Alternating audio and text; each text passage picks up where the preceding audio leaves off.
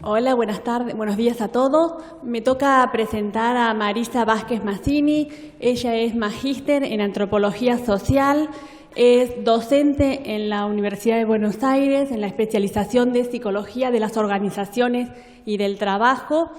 Tiene una consultora propia donde desarrolla temas sobre cambio y aprendizaje organizacional, desarrollo de equipos de trabajo y otros temas que vamos a compartir hoy con ella. Agradecemos con un fuerte aplauso su presencia.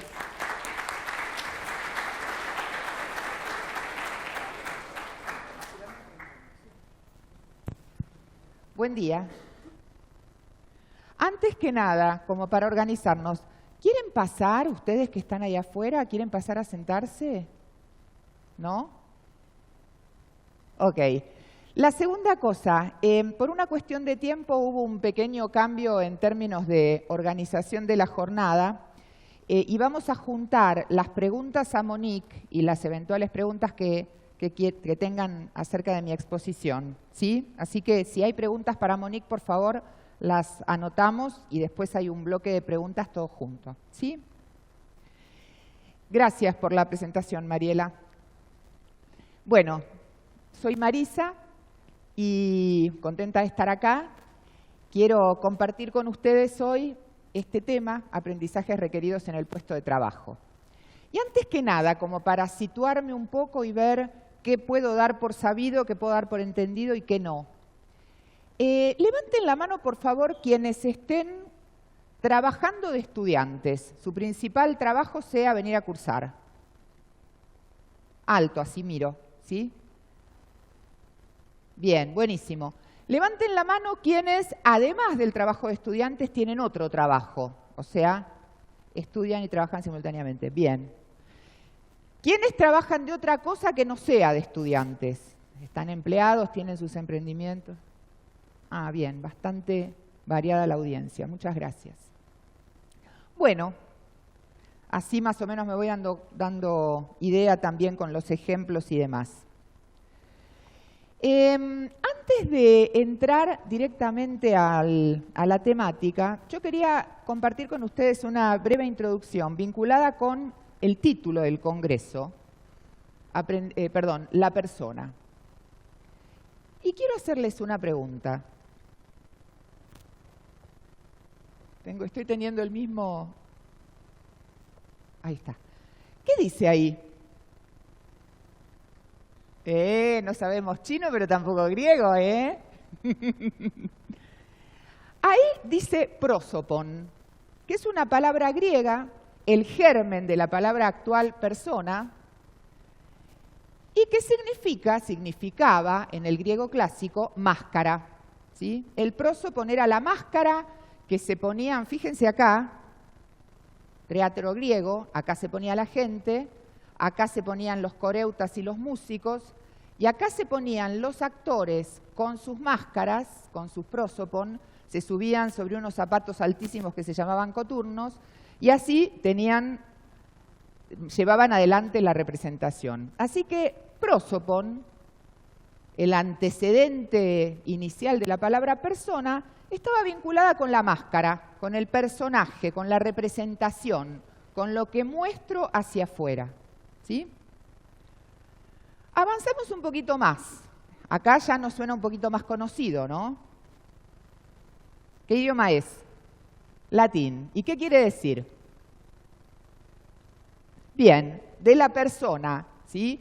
En realidad, la palabra personae, el sentido que tenía en la Roma clásica, era algo así como para sonar o para resonar. ¿Por qué? Porque las máscaras, fíjense, tenían un orificio que ayudaba o obligaba a una determinada dicción y a una determinada manera de proyectar la voz. Entonces, ahí está. La palabra personae, en el sentido de para resonar, implica que hay algo que resuena a través de aquí, pero para que haya algo que resuene, primero tiene que haber algo que suene. Tiene que haber un agente productor de sonido. O sea, la evolución desde prosopon a personae pone de manifiesto que detrás de la máscara hay algo.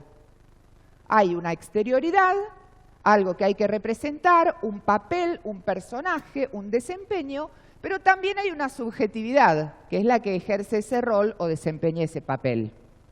Y este interjuego entre la interioridad y la exterioridad estuvo presente en todo el desarrollo posterior del concepto de persona y está presente también en las definiciones contemporáneas de persona.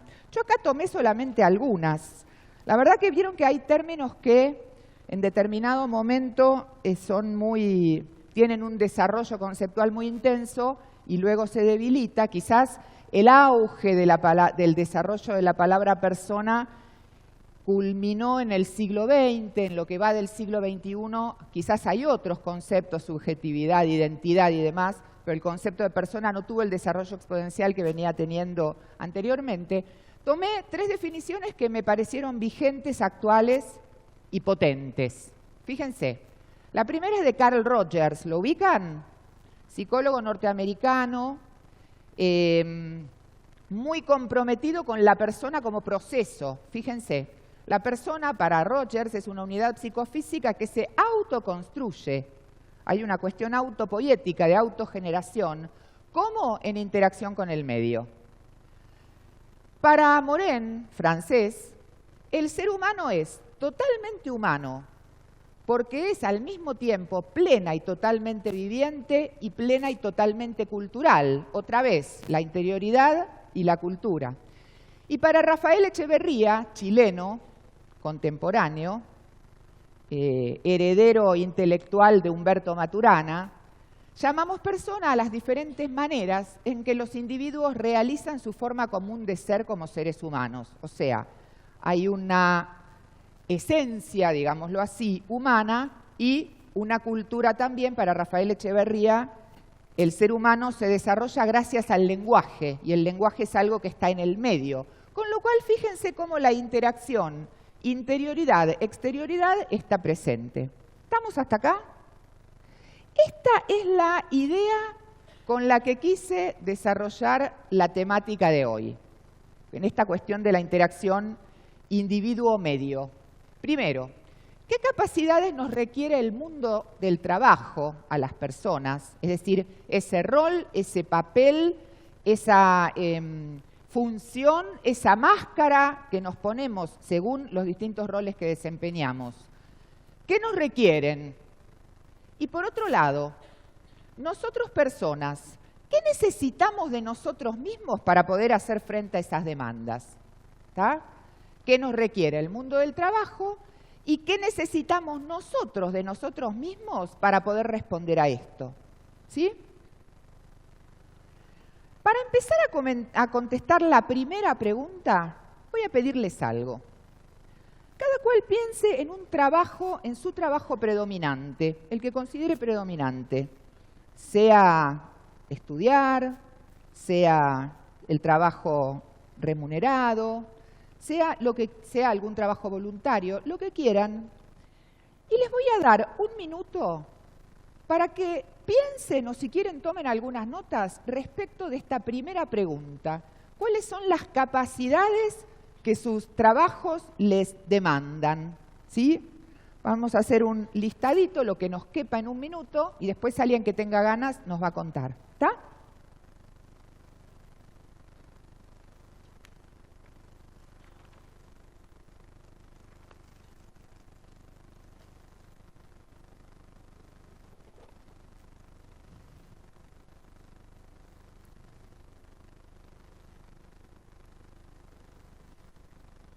Solo la primera, ¿sí?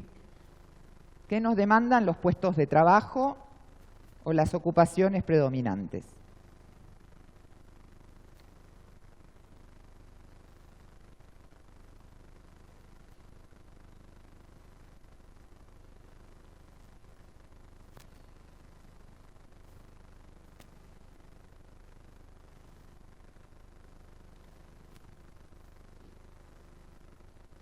Ah, hola. No había advertido que había tanta gente allá arriba.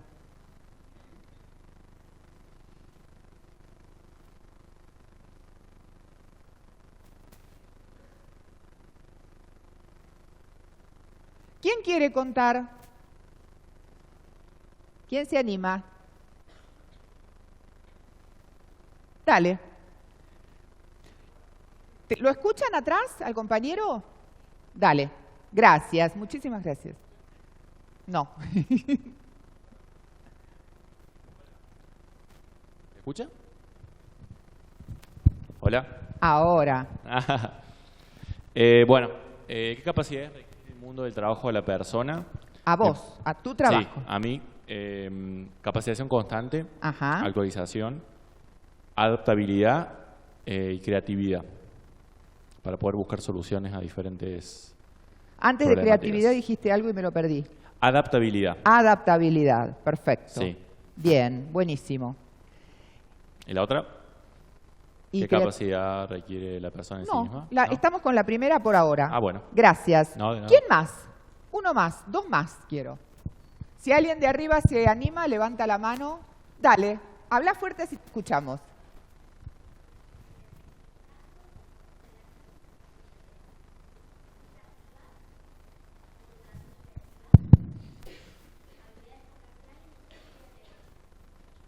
Bien, muchas gracias. ¿Otro más? Allá hay otra mano. ¿Cómo te llamás, la compañera que habló recién? Jimena, ¿y vos?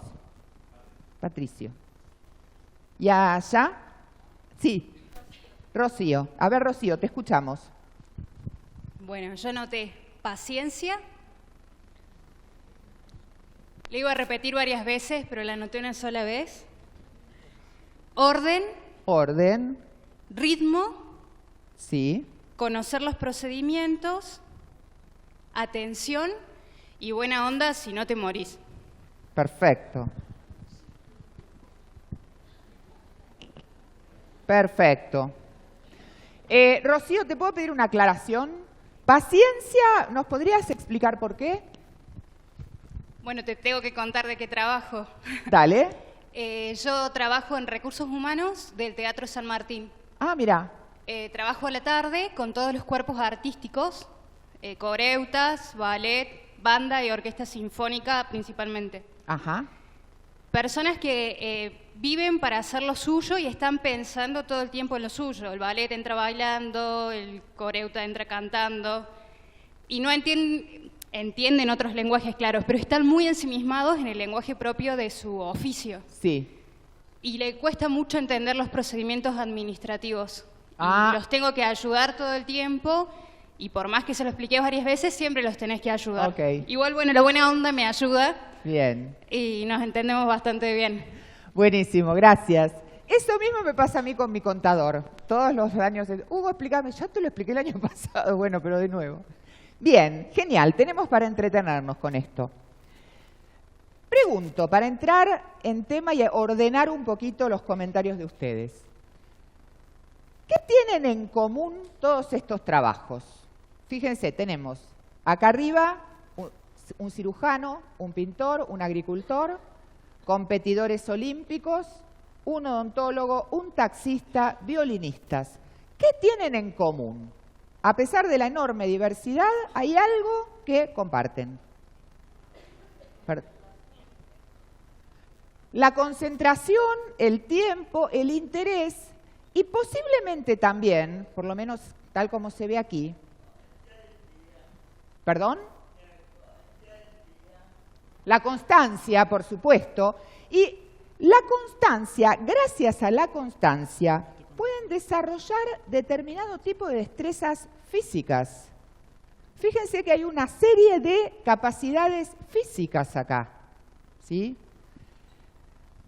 Capacidad para manejar instrumental, ¿sí? Capacidades técnicas de las distintas profesiones, manejar las herramientas propias de cada profesión, manejar el cuerpo, usar el cuerpo en diferentes ambientes y situaciones, ¿sí?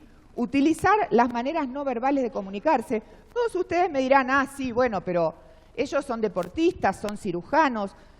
Yo, en cambio, que soy estudiante, no uso mucho mi cuerpo porque estoy sentado todo el tiempo. Bueno, fíjense, aprender a disciplinar al cuerpo para que vaya al baño antes o después de las clases, para estar un montón de tiempo sentado, para mantener una determinada postura, ¿sí? No somos de acá para arriba. La corporalidad interviene cualquiera sea la actividad que desempeñemos. Y les voy a poner una anécdota cortita que me estoy acordando. Hay un banco grande, multinacional, y uno de los gerentes territoriales me comenta que tiene un profesional recién recibido, un economista, talentosísimo, pero me dice, no lo puedo promover. ¿Por qué no lo puedes promover? Y porque vos lo ves en la oficina. Se sienta así, o sea, pone una pierna abajo de la otra, se sienta así, así que los clientes pasan y lo que ven es una sola pierna. Segundo, se pone la corbata así. En las reuniones con los otros territoriales se sienta así, despatarrado. No lo puedo promover porque no sabe manejar el cuerpo según los requerimientos del rol. Y estoy hablando de un empleado bancario, que supuestamente uno podría decir, el cuerpo no interviene. Siempre el cuerpo interviene, ¿sí? Ahora bien, incluso en estos trabajos que vimos, predominantemente físicos, hay algo más que lo físico. Messi hace trabajo físico, ¿sí o no? ¿Ustedes creen que el talento de Messi depende solamente de sus piernas? Por supuesto que no. Hay todo otro grupo de capacidades, que las vamos a llamar capacidades intelectuales, vinculadas con el aspecto cognitivo de la persona. Por ejemplo, cuando ustedes decían orden, entender los procedimientos, entender los procesos, ser creativo, o sea, ir más allá de lo que hay, acá tenemos otras, comprender las normas y procedimientos de la tarea, detectar y resolver problemas, habilidad para priorizar, planificar, toma de decisiones, análisis, síntesis. Yo estoy mencionando estas como ejemplos que son las que están en casi todos los modelos de competencias de las grandes compañías, ¿sí? Hay un requerimiento de los puestos de trabajo que apela a nuestras capacidades intelectuales. Incluso a alguien que tradicionalmente hacía trabajo físico, por ejemplo un operario, en la medida en que la máquina reemplaza al trabajo automatizado, se exige de un operario una agregación de valor intelectual. Por ejemplo, antes de pasar un desperfecto al área de mantenimiento, tiene que hacer un primer diagnóstico de la máquina e identificar por qué está fallando. Y cuando le pasa a mantenimiento el requerimiento, le tiene que pasar un requerimiento previamente analizado, ¿sí? Entonces, hasta acá estamos con capacidades físicas y capacidades intelectuales. Hay otras. Fíjense estos otros trabajos. Tenemos un equipo quirúrgico, tenemos un grupo de gente que trabaja en la oficina, un equipo deportivo, un grupo de músicos, una planta, aquí y aquí también, acá un grupo de constructores de viviendas, empleados de call center, reunión. ¿Qué hay en común acá? Suerte. Trabajo en equipo y aunque no sea equipo, interacción. Nadie puede hacer nada solo. Por más que uno sea un empresario unipersonal, depende de sus proveedores, depende de sus clientes, depende del transportista, ¿sí? Depende del fabricante, mucho más en una organización cuando trabajamos con otros. La persona, el cactus que no se vincula, difícilmente pueda conseguir un empleo o mantenerse empleable. Estamos además cada vez más en un mundo de redes, con lo cual, además de las capacidades físicas e intelectuales, necesitamos un conjunto de capacidades interpersonales. Por ejemplo, adaptarse, decían ustedes, adaptarse a los distintos entornos en los que con los que tenemos que interactuar.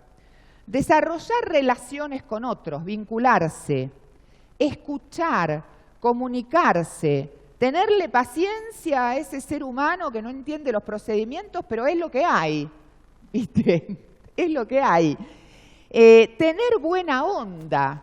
Fíjense, en la mayor parte de las organizaciones, incluso miren la cuarta, agudeza política y astucia en las relaciones, dice Lominger, un modelo internacional gigante, una especie de gran menú de competencias. Tener conciencia de quién es quién, poder manejarme políticamente, poder decir lo que hay que decir de una manera que el otro me pueda escuchar, ¿sí? Todas estas son capacidades interpersonales. Entonces, tenemos capacidades físicas que nos requieren los puestos de trabajo, capacidades intelectuales y capacidades interpersonales. Esto no termina acá. Hay otro grupo de capacidades que está cobrando relevancia, sobre todo en los últimos años. Y les voy a explicar por qué. ¿Escucharon hablar de los entornos VUCA o VICA? ¿Sí o no? No. Bien.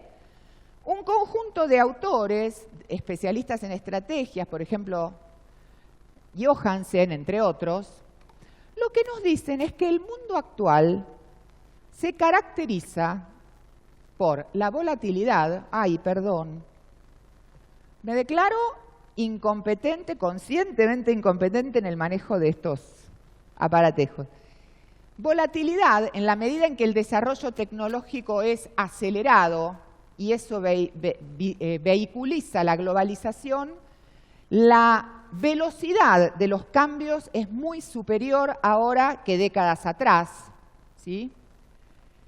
Incertidumbre, en inglés uncertainty, por eso en inglés la sigla es VUCA, no VICA, que significa que no podemos predecir. Los cambios son tan veloces y tan multidimensionales que las relaciones causa-efecto a las que estamos habituados ya no nos funcionan. Complejidad, estornuda un canguro en Oceanía y lo sentimos en América Latina. Se derrumba la bolsa en Júpiter y hay una debacle en Sudamérica, ¿sí? Y ambigüedad, que significa que necesitamos multiplicidad de lentes para entender lo que está pasando, porque lo que está pasando es susceptible de múltiples interpretaciones, ¿sí? No hay fenómenos que podamos comprender simplemente, sino que un mismo fenómeno no sabemos bien qué significa ni sabemos bien qué lo produce. Multivocidad sería. Con lo cual, imagínense, la mente humana está preparada para entender, para cerrar, para hacer converger. Si yo les digo dos oraciones. A, gente me separé. B, gente contraté a un detective. ¿Qué trabajo están haciendo las mentes de todos ustedes? ¿No? Y eso la mente lo hizo sola. Yo solamente dije dos oraciones y la mente las conectó. Así está diseñada nuestra mente. Lo que no entendemos lo adivinamos, pero necesitamos que las cosas tengan sentido. Necesitamos manejarnos en un mundo de sentido. Entonces, la ambigüedad y la incertidumbre, es decir, no tenemos mapas o los mapas que tenemos no nos sirven o nos damos cuenta de que hay tal diversidad en nuestro mundo del trabajo que lo que nosotros interpretamos, el otro lo interpreta de otra manera, esto lo que nos causa es una profunda angustia y un profundo desasosiego, ¿sí? Las cosas ya no son tan claras como antes, lo que creí que pasaba no iba a pasar y pasaron otras cosas que no las entiendo y no sé por qué pasan. La crisis en donde sea, no sé cómo me va a pegar. Esto genera determinados estados emocionales que actualmente están siendo estudiados como causas del burnout. Por un lado, ¿sí? Emergencia de las emociones, consecuencia de los entornos VUCA. Segunda cuestión, la aparición de la cuestión de las emociones como fuerza motriz de los negocios, que también esta es una idea que está en los últimos años, sobre todo desde que se inició el siglo XXI, cobrando fuerza. Fíjense esto, Patnaik y Mortensen, un bestseller del 2010 sobre negocios y estrategia, ponerse en la piel de los demás es la clave para atraer y retener a los clientes. Ponerse en la piel de los demás, o sea, hay que empatizar si querés que tu negocio funcione. Segundo, un estudio hecho por el Hay Group México en el 2006. El factor clave para el éxito es el manejo de las emociones propias y de los otros. En la compañía L'Oréal, los vendedores con mayores habilidades emocionales vendieron en un año $91.370 más que sus compañeros. ¿Por qué? Porque por capacidad para manejar emociones propias y de otros. Las empresas apuestan a las emociones para crecer. Este es un periódico local de acá, que yo lo estuve rastreando, y hay una recurrencia de notas vinculadas con el papel de las emociones. Con lo cual, frente a Taylor y al paradigma de la racionalidad de la administración clásica, actualmente hay una enorme revalorización de las emociones dentro del ámbito de trabajo. Lo cual nos pone ante un conjunto de nuevas habilidades. Cuando el coso quiera. Ahí está. Que las vamos a llamar capacidades emocionales. Tolerancia a la frustración. Cada vez más aparecen los perfiles de competencias. Necesito una persona tolerante a la frustración, porque acá hay órdenes contra órdenes. De la casa matriz te dan una directiva, después te la cambian, no se sabe bien qué pasa. Entonces, que sea alguien, me decían la semana pasada en otro país, que tenga la piel gruesa, ¿sí? Autoconciencia, en términos de Monique, ser consciente de lo que no sé, ser conscientemente incompetente, ¿sí? Autogestión, es decir, una vez que sé lo que no sé, tomo iniciativa para aprenderlo si es que necesito aprenderlo.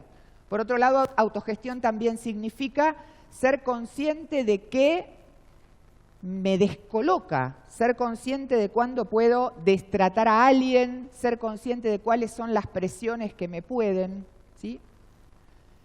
Sintonizar con las emociones de los otros, un poco lo que comentabas vos, Rocío, hace un rato, sintonizar, entender qué le pasa al otro para poder vincularme, para poder ayudarlo, para poder venderle, para poder lo que sea. Ambición, entusiasmo por crecer, manejo de situaciones bajo presión. En algunos modelos de competencias ha aparecido lo relativo al humor, ¿sí? Mantener buen humor, decían ustedes, buena onda, mantener la compostura. Todo esto hace 50 años hubiera sido ridículo. La cuestión hubiera sido, espera, no te metas con mi interioridad. Demandame lo que sea para producir, pero no te metas con mi interioridad. Hoy la respuesta sería, es que para producir necesitamos de tu interioridad. Porque la fuerza motriz de los negocios son las emociones y porque habitamos entornos VUCA donde si no manejas la angustia, te vas a enfermar, vas a quebrar y no vas a poder dar resultados, ¿sí? Entonces, estamos enormemente demandados en los entornos de trabajo. Tenemos, ahí está, el personaje, la función, la multiplicidad de roles que desempeñamos nos requieren un determinado desempeño físico, un determinado desempeño intelectual, un determinado desempeño interpersonal y un determinado desempeño emocional. Se supone que si logramos todo, si logramos todo esto, podremos sentirnos reconocidos, exitosos y etcétera. El problema es que esto que aparece acá tan prolijito nos plantea múltiples contradicciones. Por ejemplo, empleado de call center. Lo recuerdo mucho porque esto pasó el año pasado, pero a mí me dejó angustiada. Empleado de call center. Vieron que el call center tiene una serie de competencias físicas vinculadas con el uso del tiempo de la llamada. En tanto tiempo, X, creo que es 2, en esta empresa que les estoy contando, es un call center que se ocupa de cobrar. El tiempo máximo de llamada son 2 minutos y en 2 minutos hay que lograr cobrar. Por otro lado, hay toda una serie de capacidades intelectuales que tienen que ver con que delante tuyo tenés una pantalla y hay que entender los datos de la pantalla y entender cómo funciona el sistema para poder cargar. Y, por supuesto, capacidades interpersonales y emocionales para poder interactuar con quien está del otro lado, ¿sí? Como es un call center de cobranzas, a veces el del otro lado te la hace difícil, entonces hay que ver cómo negociar, etc. Situación. Aparece el tiempo de llamada, la operadora llama, del otro lado atienden y, ay señora, ¿cómo le va? Buenos días. la llamo para recordarle que acaba de vencer la cuota del crédito. Después de un instante de silencio, la clienta se pone a llorar con una congoja tremenda y cuenta que su marido acaba de morir y que era él el que se ocupaba del seguimiento de las cuentas y que ella todavía no cobró la pensión, una señora de 72 años, que hacía no sé cuánto que estaba casada, que nunca había trabajado, que no sabía cómo le iba a hacer frente a la vida, que los hijos vivían en el exterior. En fin, un drama. La operadora veía cómo el tiempo iba pasando, ¿no? Los 2 minutos se le hicieron 5 y del otro lado seguía llorando hasta que le dijo, bueno, señora, no se preocupe, la voy a llamar dentro de un tiempito. O sea, ni cumplió con el resultado de cobrar, ni cumplió con el tiempo de llamada. Si ustedes fueran la empleada, alternativa A, le dicen, bueno, señora, cuánto lo lamento, pero mire, la cuota la tiene que pagar, etcétera, y cumplen con el tiempo de llamada, o hacen lo que hizo esta chica, escucharla, contenerla, aunque el tiempo de llamada quedase, no sé, quedase ampliamente superado. ¿Quiénes harían A? Cumplir con el tiempo de llamada. ¿B? Bien. A ustedes sus jefes los retarían. ¿Sí? Y la razón por la que a mí me dejó angustiada esta situación fue porque el empleado, cuando me lo contó, lo que me dijo fue, no me dan salida. Si hago A, soy un mal empleado porque no empaticé, o sea, quedo en falta con la demanda de competencias emocionales e interpersonales. Si hago B, quedo en falta con las demandas físicas. Entonces, me están planteando un desempeño que no se puede, ¿sí? Otra anécdota. Un responsable, otro banco distinto, un banco que tiene la casa matriz afuera, cambia la estructura del banco y lo que era antes el contador, que hoy es responsable administrativo, vieron que un responsable administrativo de una sucursal es como una especie de detective que anda a la pesca de errores. Error en los procesos, error en los dólares falsos, error en las cajas, errores, es una especie de auditor permanente. Desde la casa matriz vino la instrucción de que todos en la sucursal tienen que vender, porque el bonus está ligado a la venta. Entonces, uno de los contadores me decía, ¿qué hago? Porque yo estoy entrenado para el orden, yo tengo la mente, la mirada puesta en el orden. La actividad comercial requiere otras cosas, que yo las puedo aprender. Lo que no sé es si voy a poder ser 100% vendedor y 100% organizado, ¿sí? Por más que nos podamos desarrollar, todos somos competentes en algo, decía Monique, y lo seguiremos siendo.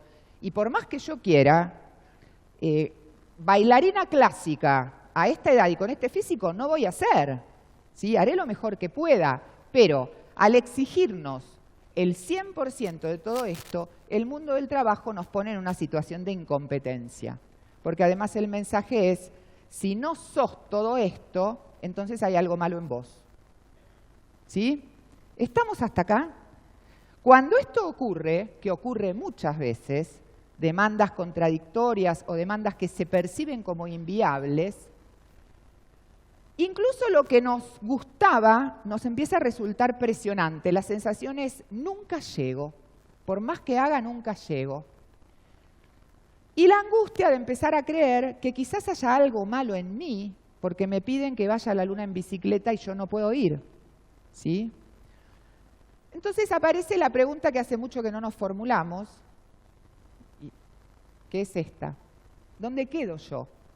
En mi intención por responder al prosopon, al personaje, al rol, ¿qué pasó conmigo?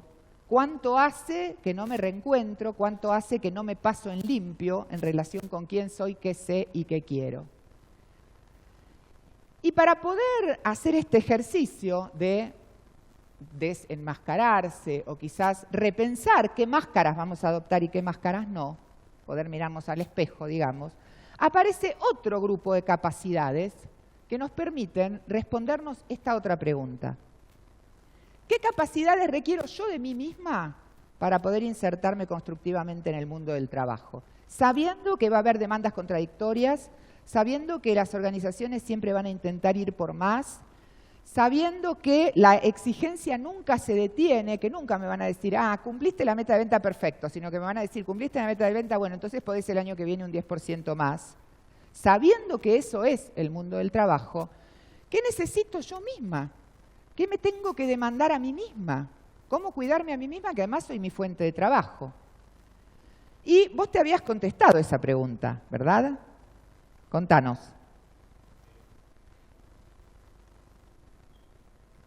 Gracias. Sí, yo había marcado constancia, disciplina, dedicación y tiempo. Constancia, disciplina, dedicación y tiempo. Sí. Bien. Te voy a agregar algunas otras y enseguida te explico a qué me... quiero hacerte un comentario respecto de esas que acabas de señalar. En los últimos años, yo les diría fines del siglo pasado, pero fundamentalmente 2004, 2005, 2006, han aparecido o están cobrando fuerza las capacidades que se conocen como críticas. Lo notable de estas capacidades críticas es que la irrupción en el mundo del trabajo de las capacidades críticas y de la recurrencia a la exhortación a que seamos críticos surge de una corriente de pensamiento que se origina en las escuelas de negocios europeas y es una corriente que ha dado en llamarse Critical Management Studies o teorías críticas de la gestión. En las escuelas mismas de negocios, todo un conjunto de gente interesado por la lectura de autores fuera del ámbito de los negocios, como por ejemplo Michel Foucault y etcétera, que trabajan sobre la temática del poder, lo que intentan es revisar críticamente la actividad del ámbito de los negocios. ¿Qué quiere decir críticamente? Tratando de ponerse desde afuera, ¿no? A ver qué es esto, a ver qué es lo que se pide, a ver a dónde apuntan los mensajes y etcétera, ¿sí? Por ejemplo, algunas de las capacidades críticas. Análisis crítico de los mensajes recibidos. Estos autores, y es lo que nos solicitan a nosotros que hagamos, autores tales como Wilmot, Alveson, Carlos Fernández Rodríguez en España, Luis Alonso en España, Enrique de la Garza en México, lo que dicen es, si uno se sale del paradigma, si uno se sale del modelo y lo mira desde afuera, puede descubrir cosas interesantes. Por ejemplo, análisis crítico de los mensajes recibidos. Si a mí me dicen, si usás el shampoo piripipí, vas a ser una diosa con 30 años menos. ¿Qué hago? ¿Me lo creo o desconfío? ¿Sí? Análisis crítico significa empezar por la noción de que todo lo dicho es dicho por alguien y todo lo dicho por alguien está dicho con una determinada intención. ¿Sí? Si a mí me dicen, más allá del ámbito de la publicidad, si mi jefe me dice esto, si tenés que ir a la luna en bicicleta, ¿tiene sentido? ¿No tiene sentido? ¿Es viable? ¿No lo es? Poner entre paréntesis los mensajes recibidos y poder cuestionarlos, revisarlos, aunque sea para uno mismo, no hace falta que sea de manera pública. Análisis crítico de las maneras sutiles de ejercer control y poder. Antes al esclavo se lo castigaba físicamente, se lo disciplinaba físicamente. Hoy, por suerte, el castigo físico no existe, pero eso no significa que no haya maneras de ejercer violencia simbólica. Por ejemplo, si a alguien no le doy un feedback nunca, hago de cuenta que no existe. Esa es una manera de ejercer el control y el poder. Te convenzo de que no existís, ¿sí? Cada vez que me venís a hablar, yo como jefa te digo, sí, después lo vemos. Y nunca le hago lugar a tus temas. Otra vez, te convenzo de que tus temas no tienen sentido. Bueno, una cosa es decir, mi jefe no me habla, y otra cosa es decir, mirá, acá hay algo raro que está pasando. No puede ser que sistemáticamente yo tenga el mismo problema. Eso sería un análisis crítico, más allá de que uno accione o no, pero por lo menos tenerlo en claro. Análisis crítico de las modas organizacionales. Esto lo incluí por algo que me pasó la semana pasada trabajando fuera de Argentina, que un señor argentino expatriado para trabajar allá en la empresa director de marketing muy inteligente, viene muy sentido y me dice: acá me acaban de decir a través de la encuesta de clima que no soy un líder inspirador. Por favor, decime cómo se es un líder inspirador. Díganme qué tengo que hacer. ¿Qué es ser un líder inspirador? Y él sentía que había un problema en él por no ser inspirador, cuando la pregunta desde la perspectiva crítica es, primero, ¿qué quiere decir ser inspirador? Y segundo, ¿de dónde sacaron que a la gente hay que inspirarla? Porque si no, la gente no trabaja, ¿sí? Hay una serie de modas. En un momento el que no hacía calidad total no existía. En otro momento el que no hacía coaching no existía. Hoy si no hacemos liderazgo inspirador no existimos. No significa que detrás de estas modas no haya conceptos que valgan la pena o ideas que valgan la pena. Pero como toda, y en el ámbito de los negocios, rige una lógica también de negocios. O sea, se genera una determinada corriente, todo el mundo va, compra el libro, lo estudia, ya fue, viene otra.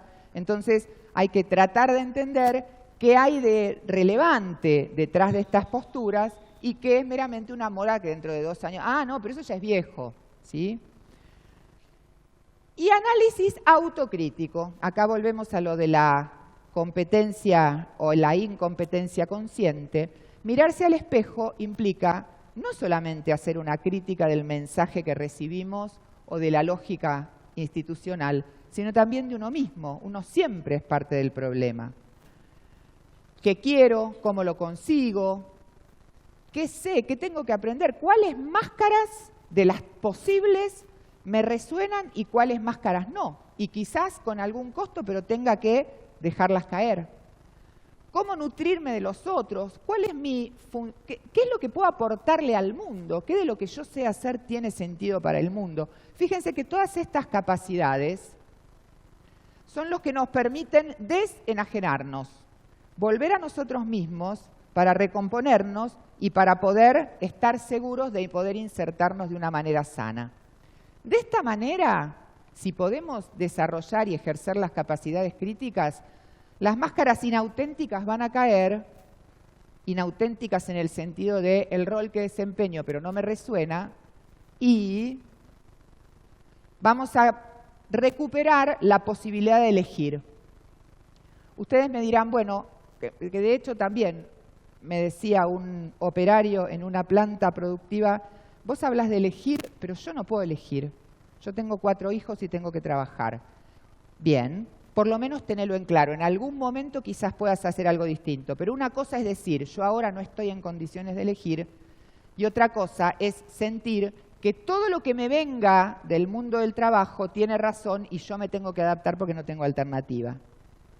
Entonces, si bien máscaras va a haber siempre, porque desempeñamos distintos roles sociales, somos madres, somos hijas, somos estudiantes, somos docentes, somos lo que fuere, es decir, no tenemos una única máscara para todas las situaciones, por lo menos la máscara que elijamos ponernos va a intentar articular nuestra exterioridad como prosopon, como seres sociales, y nuestra interioridad como sujetos.